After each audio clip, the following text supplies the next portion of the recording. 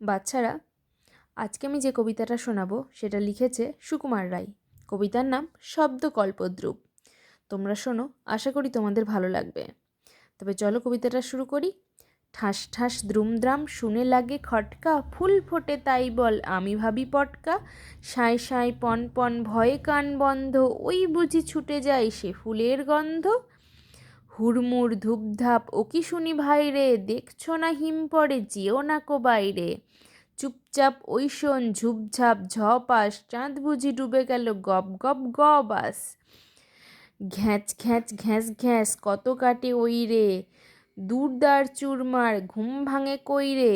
ঘর্ষণ von von ঘোরে কত চিন্তা, কত মন নাচে শোন ধেই ধেই ধিনতা।